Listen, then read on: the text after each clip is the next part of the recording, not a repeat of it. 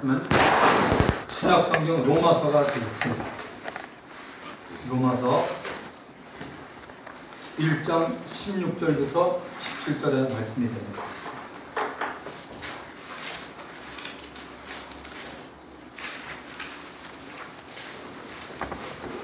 (239페이지가) 되네요. 자, 우리 1장 16, 17절 다 같이 읽어보도록 하겠습니다. 시작. 내가 복음을 부끄러워하지 아니하노니 이 복음은 모든 믿는 자에게 구원을 주시는 하나님의 능력이 됨이라. 먼저는 유대인에게요 그리고 헬라인에게니라. 복음에는 하나님의 의가 나타나서 믿음으로 믿음에 이르게 하나니 기록된 바 오직 의인은 믿음으로 말미암아 살리라 함과 같으니라. 아멘. 오늘의 말씀의 제목은 복음을 부끄러워합니까? 입니다. 요즘 대한민국 남자들의 순환시계가 있습니다. 얼마 전에는 결혼하지 말아야 될 남자 타입 10가지에 대해서 나왔습니다. 그 중에 3가지만 보겠습니다. 술버릇과 도박하는 버릇이 있는 남자는 절대 결혼하지 말라고 되어 있습니다. 또한 휴일을 보냈는데 방식이 너무나 다른 당신과 너무 차이가 나는 사람과 결혼하지 마라. 또한 아이에 대한 견해가 도저히 타협 불가능한 남자가 있으면 그런 남자랑 결혼하지 말라고 되어 있는데 나머지 더 7가지는 보면 굉장히 좀 아찔한 부분들이 있어서 그건 얘기 안 하겠습니다. 그런데 신기한 것은 결혼하지 말아야 할 여자 타입 10가지는 왜 나오지 않냐는 것입니다.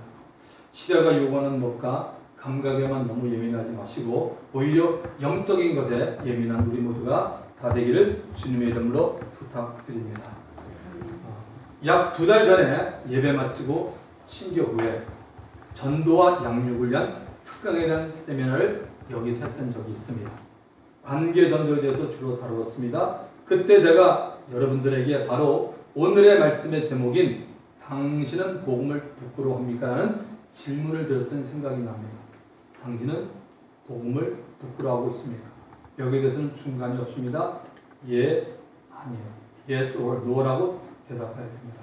Are you ashamed of the gospel? 내가 복음을 부끄러워하느냐 이겁니다. 예수님은 복음과 예수님에 대해서 부끄러워하는 사람에 대해서 이렇게 말합니다. 마가복음 8장 38절 누구든지 예외가 없어요. 누구든지 이 음란하고 죄 많은 세대에서 나와 내 말을 부끄러워하면 인자도 아버지의 영광으로 거룩한 천사들과 함께 올 때 예수님 분명히 오십니다. 그 사람을 부끄러워합니다. 그러니까 심은 대로 거두는 거죠. 결국 그가 이 땅에 사는 동안에 삶 자체가 예수님을 늘 부끄럽게 하는 삶을 살았기 때문에 그 사람의 삶도 부끄러운 삶이 된다는 것이죠. 예수님께서는 이미 믿는 자들 가운데도 예수님과 복음을 부끄러워하는 자들이 있음을 아셨습니다. 이들은 당당하게 어디서나 예수 그리스도를 소개하지 못합니다. 왜 믿는 자 가운데서도 혹은 우리들 가운데서도 이런 일이 있을까요? 자신이 예수 믿고 선물로 받은 구원이 얼마나 위대하고 값진 것인지 모르기 때문입니다. 구원에 대한 감동이나 감격이 살아있을수록 누구에게든지 복음을 전하게 되고 예수 그리스도를 말하게 됩니다. 제가 한 번은 복음을 전하다가 당황을 해본 적이 있었습니다. 1991년 겨울 시카고에서 있었던 일입니다. 토요일날 오후 4시부터 6시까지 당시 제가 섬기는 교회 식구들과 함께 클락 마켓에서 노방 전도를 했습니다. 찬양하며 전도주와 함께 그리고 당시 섬기던 교회 담임 목사님의 설교 테이프를 나누고 있었습니다. 한참 전도를 하고 있는데 부산에서 이곳 시카고로 이민 오신 지 얼마 안 되는 먼 친척벌 되시는 어른이 이곳을 지나가게 되었습니다. 저를 보시자마자 아니 이 사람 이서방 아닌가? 교회 열심히 다닌다는 말은 들었는데 정말 안 됐구나. 이 추운 날씨에 뭘 하고 있노? 라고 말씀하시면서 저를 너무나 측은하고 정신이 나간 사람 취급하면서 보고 있었습니다. 그때 이거 정말 창피한 일이구나 라는 생각을 잠시 가져보았습니다. 오늘 이 자리에서 예배드리시는 여러분들도 이와 비슷한 일을 여러분 경험해보지 않으셨나요? 자, 이 로마서를 기록한 바울은 복음을 부끄러워하지 않았다라고 말합니다.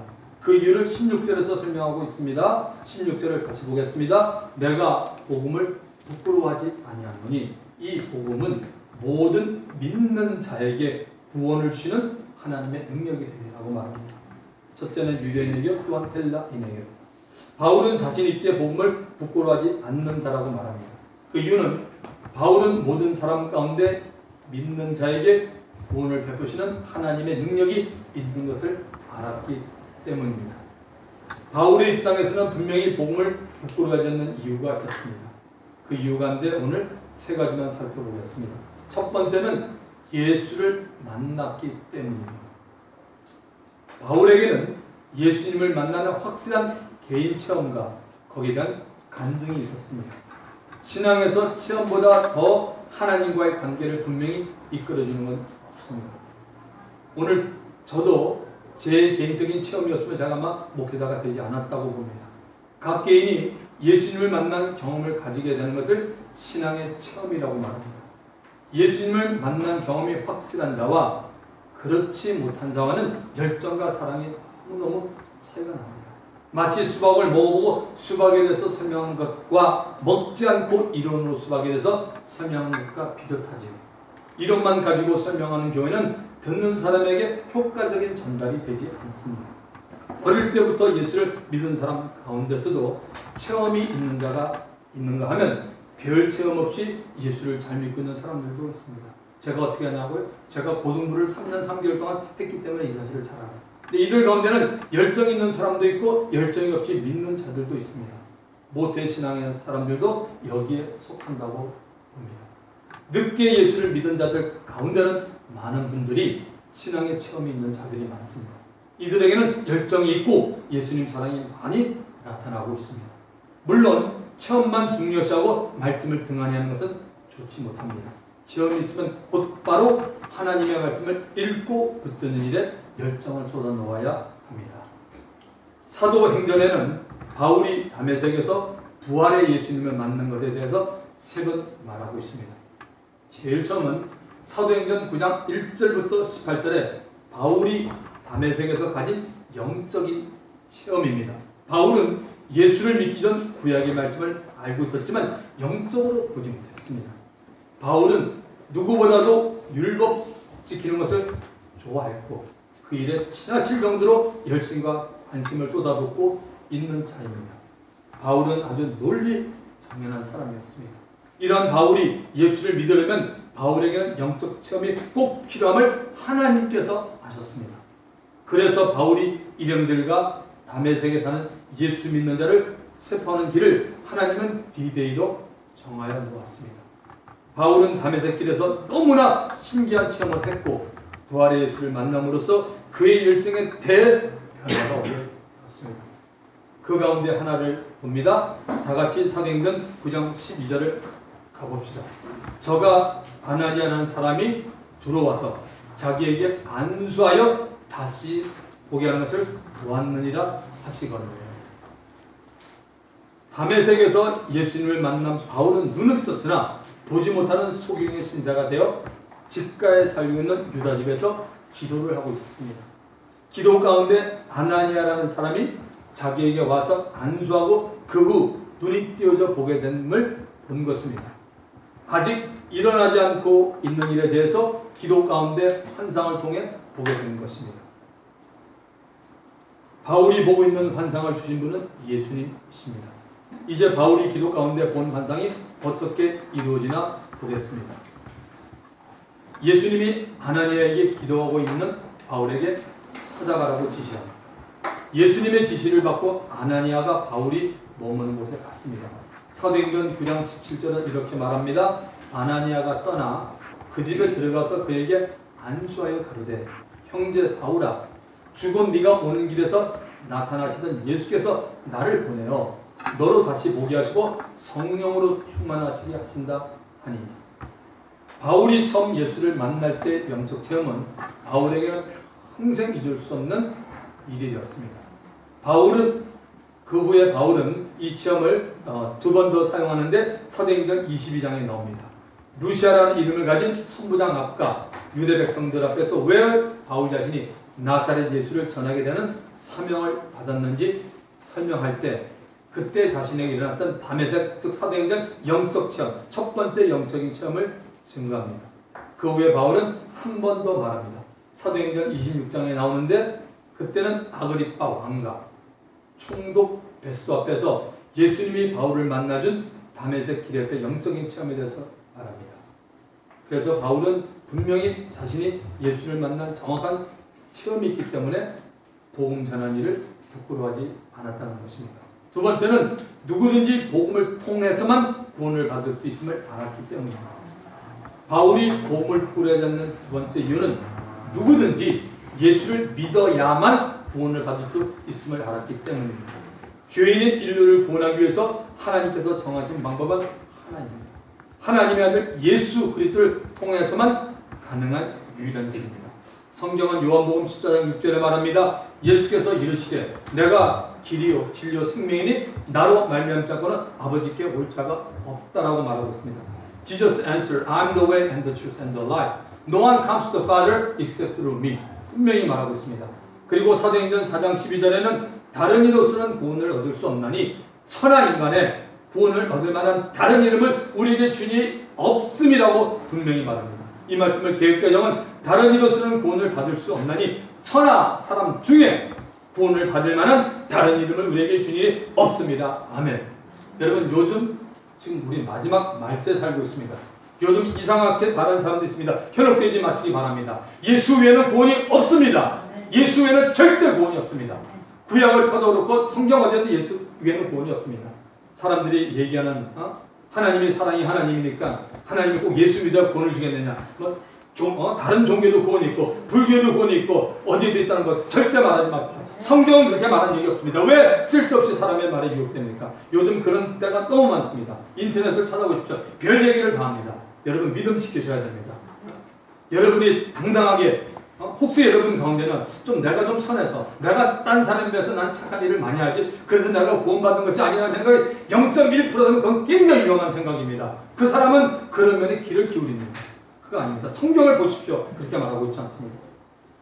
예수 그리스도와 그의 이름을 알리는 복음만이 모든 사람에게 좋은 소식입니다. 그러므로 우리 모두는 복음을 분명히 알고 복음을 전할 뿐만 아니라 설명을 할 수 있게 되기를 주 이름으로 축원드립니다. 세 번째는 바울은 육체의 죽음 후에 안 죽을 사람이 어디 있어요? 육체의 죽음 후에 영원히 존재하는 세계가 있음을 알았기 때문입니다. 바울이 복음을 부끄러워하지 않은 세 번째 이유는 눈에 보이는 육체의 죽음이 끝이 아니고 그 후에 영원히 살아야 하는 영적인 세계가 있음을 알았기 때문입니다. 영적인 세계에서 하나님 아버지께서는 두 장소를 이미 만들어 놓았습니다. 아버지의 집인 하나님 나라 천국이 있고 하나님을 대적한 마귀와 그의 악한 영들을 가할 지옥이라는 장소를 만들어 놓았습니다. 마태복음 25장 41절 또 왼편에 있는 자들에게 이르시되 저주를 받은 자 나를 떠나 마귀와 그 사자들을 위하여 예비된입니다. 예비할 것이 아니라 예비된 영원한 불에 들어가라고 말하고 있습니다. 마귀는 자기가 할 마지막 장소를 이미 알고 있습니다. 그래서 하나님의 형상과 모형을 따라 지음을 받은 사람들을 예수 믿지 못하게 해서 어둠과 고통과 타는 불로 가득 찬 지옥으로 들어가기를 원하고 있는 것입니다. 요한복음 5장 29절은 말합니다. 선한 일을 행한 자는 생명의 부활로 악한 일을 행한 자는 심판의 부활로 나오리라. 히브리서 9장 27절은 말합니다. 한 번 죽는 것은 사람에게 정해진 것이요 그 후에는 심판이 있다는 말씀을 기억해야 됩니다. 누구나 다 이 세상에 태어났으면 반드시 하나님 앞에 서서 심판을 받게 됩니다. 예수를 믿는 하나님의 자녀들은 예수님 때문에 천국에 갈 것이 이 세상에서 예수를 영접하는 순간 결정이 되었습니다. 그러므로 천국에 들어가서 받는 상급에 대한 심판만 있습니다. 주님의 영광을 위해서 이 세상 사는 동안에 한 일이 없다면 그분은 상급은 기대하지 말아야 합니다. 이제 로마서 1장 17절을 보겠습니다. 복음에는 하나님의 의가 나타나서 믿음으로 믿음에 이르게 하나니 기록된 바 오직 의인은 믿음으로 말미암아 살리라 함과 같습니다.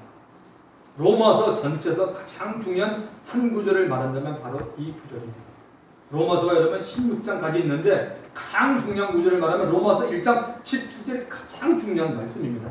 믿음으로 의롭다 생음을 받는 것을 이신승이라고 말합니다. 복음에는 하나님의 의로움이 나타나는데 이 하나님의 의로움은 믿음을 통해서만 얻을 수 있는 것입니다. 이 구조를 읽고 변화받은 많은 인물들이 있습니다. 그 가운데 1500년경에 살았던 마틴 루터라는 사람을 보겠습니다. 어느 여름날 변호사 한 사람이 터벅터벅 시골길을 걷고 있었습니다. 그런데 갑자기 먹구름이 몰려드니 소낙비가 퍼부어졌고 천둥과 번개가 막 내리치기 시작합니다. 그 변호사는 뾰랑간 강력한 번개 맞아 바닥에 쓰러집니다. 그는 일어나려고 애쓰며 성 안나여 저를 구해주소서. 저를 구해주시면 제가 수도사가 되겠습니다라고 신음하면서 그는 소원을 합니다. 그 변호사는 자기가 약속한 대로 수도사가 되었지만 수도원에 있을 때나 그렇지 않을 때나 늘 죄책감에 시달립니다. 그 때문에 하나님의 진노의 무서운 그림자가 자신을 따라다니는 것처럼 느끼고 있었습니다. 그때가 1509년이었으며 그 변호사 이름은 마틴 루터입니다. 1511년경 루터는 자신의 죄와 하나님의 거룩하심을 깊이 깨닫고 고해 시대에 들어가 6시간 동안 참회를 합니다. 그러나 죄책감은 여전히 가시지 않았기에 울면서 자신에게 너는 하나님을 사랑하느냐라고 물었지만 그 속에서 들려오는 대답은 나는 하나님을 미워한다는 대답만 들린 겁니다. 수도원장은 그를 비텐베르크 대학으로 보내 공부를 시킵니다. 하지만 아무리 공부에 집중해 보아도 마음 한구석에는 느껴지는 격동은 좀처럼 사라지지 않고 있습니다. 이때 마틴 루터의 고뇌를 이해하려 애쓴 사람이 있는데 그는 비텐베르크 대학의 성경 교수로 있었던 슈타 우비츠라는 사람입니다. 슈타 우비츠는 부패한 교회 너머에 있는 그 무엇인가를 꿰뚫어본 노년의 신비스러운 사람이었습니다. 슈타 우비츠는 마틴이 성경을 더 깊이 연구하면 마음의 평화를 얻을 수 있을 것이라고 생각합니다. 그래서 어느 날 배나무 아래서 제자와 나란히 앉아 자신이 결심한 바를 알려줍니다. 그를 후계자로 삼고 비텐베르크 대학에서 성경을 가르칠 기회도 주겠다는 것입니다. 마틴 루터를 끈질게 괴롭히는 질문이 한 가지가 있습니다. 그것은 어떻게 의롭지 못한 인간이 의로우신 하나님을 기쁘시게 할 수 있냐는 그런 질문이었습니다.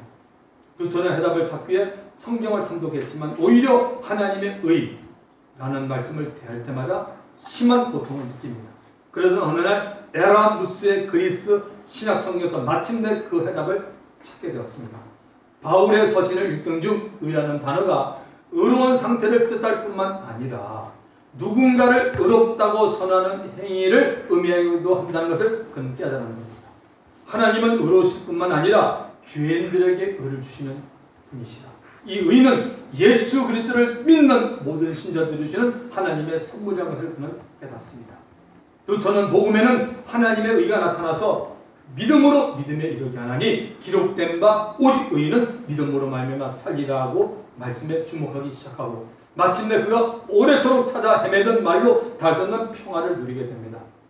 1517년 마틴 루터가 진리안에서 얻은 평화는 그 진리를 향한 폭발적인 열정으로 변화되었고 그 폭발의 방아쇠를 당긴 사람이 도미니크파의 수도사 테첼이라는 사람입니다. 나중에 마틴 루터는 독일의 마인츠 지방 근처에 있는 작은 마을의 목회자가 되었고 1517년 10월 31일 루터는 95개 조항을 적은 반박문을 비텐베르크 대학 예배당 정문에 못 박아 게시합니다. 마틴 루터의 일로 인해 캐톨릭은 술렁거렸고 결국 캐톨릭에서 오늘 우리가 섬기는 프로테스탄트 바로 개신교가 생기는 새로운 장을 열게 되었습니다. 종교개혁을 일으킨 루터가 강력하게 주장하는 세 가지 아주 간단한 원리입니다. 오직 믿음으로, 오직 은혜로, 오직 성경으로라고 외칩니다. 개신교의 본체는 믿음과 은혜와 성경입니다. 이제 저는 저와 여러분에게 물어보겠습니다. 여러분 믿음으로만 살고 있습니까? 여러분 정말 믿음으로만 살고 있습니까? 한 주간 믿음으로 살았습니까? 오직 하나님의 은혜로만 살았습니까? 여러분? 오직 여러분 성경으로만 살았습니까? 왜 로마서는 믿음으로만 의로워진다고 말합니다? 아담의 모든 자손들은 다 타락한 죄인이기 때문입니다. 우리가 태어날 때 이미 죄인으로 태어나기 때문입니다. 행위로는 하나님 앞에 의로워질 수가 없습니다. 믿음이란 하나님을 믿는 것이고 믿음은 하나님의 말씀을 믿는 것입니다. 그래서 여러분 성경을 우습게 보거나 성경을 겉으로 보는 사람들은 당신은 하나님의 말씀을 믿는 사람이 아니에요. 당신은 하나님의 말씀을 건성으로 하는 거예요. 당신은 당신의 생각과 생각과 뜻으로 살았는데 그건 하나님과 폐역한 일입니다. 아브라함이 하나님께 의롭다함을 얻게 된 배경을 보면 너무 재미있습니다. 창세기 14장에 나오는 것인데 제가 성경을 풀어서 여러분께 얘기해드립니다. 아브라함이 살았던 시대 이웃 나라들이 서로 심한 전쟁을 하고 있었습니다. 네 나라의 연합군이 소돔과 고모라를 포함한 5나라 사람들과 싸웠는데 네 나라 연합군들이 이깁니다. 이 네 나라의 연합군이 소돔과 고모라의 재물과 양식을 빼앗아갑니다. 거기다가 소돔에 살았던 아브라함의 조카 롯과 그의 재물과 부녀들을 잡아갔습니다. 이 소식을 전해들은 아브라함은 자기의 집에서 키우고 훈련하고 있었던 318명의 용사를 데리고 단까지 쫓아가서 네 나라를 쳐부수고 그들에게 빼앗긴 재물과 부녀와 롯과 그의 가족을 다시 찾아옵니다. 아브라함이 정말 엄청난 일을 하고 있습니다. 죽음을 각오하고 전쟁에 나가 승리했습니다. 전쟁에 승리한 아브라함이었지만 시간이 지나면서 정신이 번쩍들었습니다. 아니, 내가 어떻게 저렇게 힘이 센 내 나라의 연합군을 내 집에서 키운 318명의 용사를 이룰 수 있었나 생각하니 겁이 난 겁니다. 혹시 저 내 나라의 연합군이 다시 나에게 서두르면 어떡하지 하면서 겁이 나고 두려웠던 것입니다. 창세기 15장 1절 이후에 여호와의 말씀이 환상 중에 아브라함에게 임하여 이르시되 아브라함아 두려워하지 마라. 나는 내 방패요 지극히 큰 상급이다. 여호와의 말씀이 환상 가운데 아브라함에게 들려졌습니다. 아브라함아 두려워하지 말라. 왜냐하면 나 여호와는 나 하나님은 너의 방패이기 때문에 어떤 공격을 받더라도 내가 막아주겠다고 말씀하고 있습니다. 믿으시면 아멘 하시기 바랍니다. 아브라함에게 이것보다 더 큰 위로의 말씀이 여러분 어디 있었겠습니까? 그뿐입니까? 하나님은 아브라함에게 큰 상급이 되어주겠다고 합니다. 하나님 보시기에 아브라함이 조카 롯과 그에 속한 재물 및 부녀를 구한 것은 너무나 선한 일이었습니다. 그래서 하나님은 아브라함이 한 일에 대해서 하나님 자신이 큰 상이요 상급이 되어준 겁니다. 어떻습니까? 우리들에게도 하나님 보기에 선한 일을 한 것에 대해서 하나님 자신이 상이요 상급이 되어주는 건 얼마나 여러분 좋겠습니까? 하나님의 말에 아브라함이 뭐라고 말합니까? 창세기 15장 2절 아브라함이 이르되 주 여호와여 무엇을 내게 주시려 하나이까? 나는 자식이 없사오니 나의 상속자는 이 다메섹 사람 엘리에셀이니라. 자식이 없었던 아브라함은 하나님이 주겠다는 상급도 그렇게 기쁘지가 않았습니다. 노년인데 자식이 없었던 아브라함으로서는 하나님이 주는 상급을 자신의 종으로 지내고 있는 엘리에셀이 받을 것이라고 생각하기 때문에 기쁘지가 않았던 겁니다. 다시 아브라함이 말합니다. 창세기 15장 3절 아브라함이 또 이르되 주께서 내게 씨를 주지 아니하셨으니 내 집에서 길린 자가 내 상속자가 될 것입니다.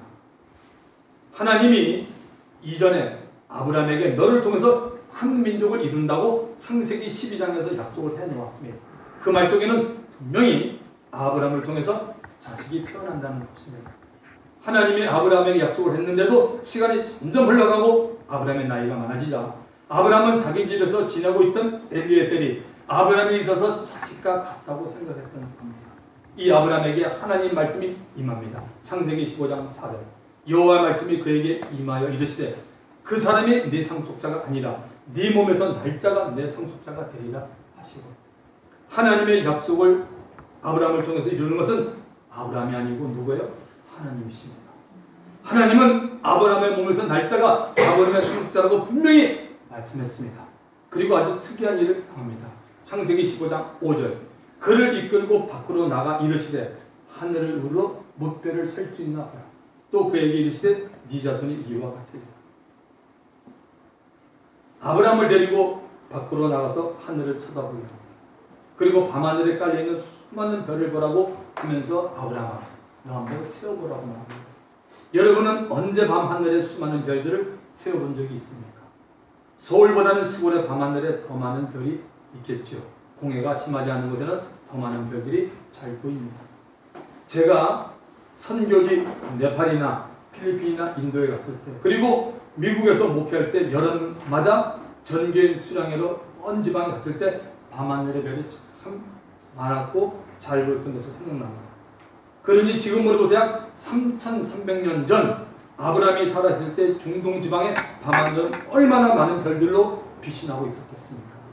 더구나 하나님이 별을 보여주면서 아브라함의 후손에 대해서 말하려고 작정하고 있었으니 얼마나 많은 별들로 그날 밤 하늘이 덮였겠습니까? 이 부분은 여러분이 상상을 해도 좋을 것 같습니다. 아브라함이 하나 둘 세다가 더 이상 되지 못하고 지쳤을 때 아브라함의 눈가에는 눈물이 흐르지 않았나 생각이 듭니다. 후손이 번창한 것을 믿지 못하고 있는 아브라함을 위해서 하나님께서 아브라함에게 밤 하늘의 별을 세우라고 하시는 것입니다. 아브라함이 하나 둘 셋 계속 세워나갈 때 하나님 자신도 아브라함과 같이 하나 둘 셋 하면서 아브라함의 수를 세는 박자에 맞춰서 수를 셌다고 저 개인은 생각이 듭니다. 이것이 바로 한 영혼을 천하보다 더 사랑하시는 하나님의 사랑과 관심이 아니겠습니까? 밤하늘이 반짝반짝 빛나는 영롱한 밤이었지만 그 배를 다 셀 수가 없었습니다. 너무나 많아서 셀 수가 없었습니다. 아직 자식이 없는 아브라함, 그의 후손이 곧 셀 수 없을 정도로 많음을 알려주는 밤하늘의 사건이었습니다. 이제 그 다음 절이 궁금합니다. 아브라함이 어떤 행동과 생각을 가질까요? 창세기 15장 6절. 아브라함이 여호와를 믿으니 여호와께서 이를 그의 의로 여기시고. 아브라함은 하나님이 언약한 아브라함의 후손이 번창할 것이라는 약속을 믿었습니다. 이 말은 아브라함이 여호와 하나님을 믿었다는 것입니다. 그러자 하나님은 아브라함은 의롭다라고 했습니다. 아브라함 자신의 행위나 공로로 이루어진 것이 아닙니다. 하나님을 믿었기에 그 믿음에 대한 하나님의 의를 주신 것이요 의를 입은 겁니다. 믿으시면 아멘 하시기 바랍니다. 아브라함은 믿음으로 의롭다함을 받은 최초의 사람이 된 것입니다. 그래서 아브라함을 믿음의 조상이라고 부르는 것입니다. 말씀을 마칩니다. 바울처럼 복음을 부끄러워하지 않는 저와 여러분이 되시기 축원합니다. 그러기 위해서는 복음을 부끄러워하지 않는 분명한 이유를 가지고 살아야 합니다. 바울은 분명한 이유를 가지고 살며 복음을 전했습니다. 첫째, 그는 예수를 만났기 때문이라고 말합니다. 두 번째, 사람은 누구든지 복음을 통해서만 구원을 받을 수 있음을 그가 알았기 때문입니다. 여러분도 저와 각자가 알아야 되는 겁니다. 그 다음에 사람은 누구나 육체의 죽음을 맞이한 후 지옥의 밤을 알았기 때문입니다. 예수 믿지 않는 다 멸망을 그가 알았기 때문입니다. 오직 믿음으로, 오직 은혜로, 오직 성경으로 이 시대에 영향력을 줄 수 있는 우리 모두가 다 되기를 주 이름으로 축원을 드립니다. 오늘 성령께서 우리 각자를 주신 말씀이 뭡니까? 그 말씀 붙잡고 주님 한번 부르고 통성이 납니다. 주여!